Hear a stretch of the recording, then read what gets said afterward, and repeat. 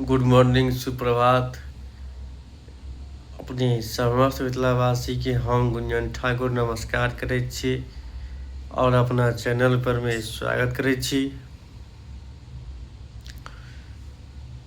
अपने सब बताबू, आब जे बिहार में चुनावी के माहौल गरमा गेल छै। पूरा बिहारक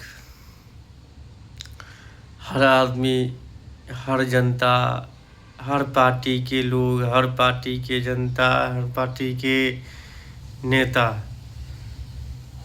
सब कियो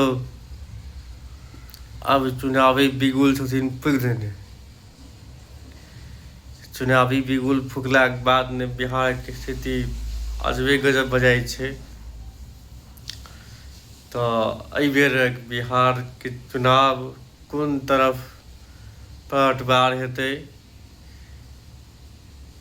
जनता कोन दिशा में जा रहल छै, जनता के की चाही, ई चीज अपने सब गोटे कमेंट में बतेबाक कोशिश करब। ताकि चुनाव छै, चुनाव में जनता कखन की करै छै, ई चीज जनते ही टा बुझै छै।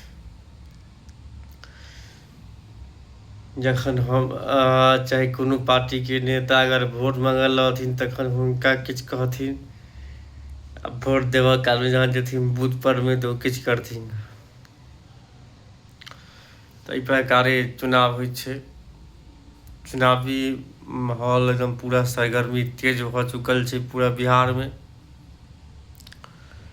बिहारक चुनाव के वास्ते सब पार्टी एकदम पूरा तसल्लक पूरा केंद्र तक के पूरा वर्तमान में सरकार चलैत डबल इंजन के सरकार अपन अपन काज के देखबैत हल्ला बोल करै छथि मंच से।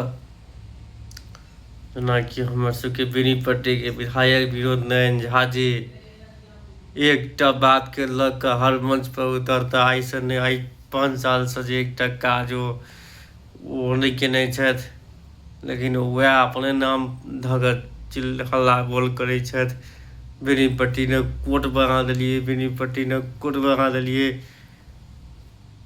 कोर्ट वगैरह से तो खाली काज नहीं बनाई छै, जनता के बीच और काज करऽ पड़ै छै। 5 दिन से हमरा लग वीडियो आबि रहल है नगवास से, अहाँ के घाट बनि रहल अछि।